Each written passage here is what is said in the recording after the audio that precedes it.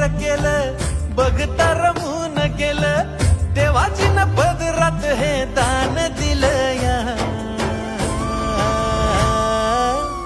आभाळाला भेटाया धरणीनं जीवाचं रान केलं या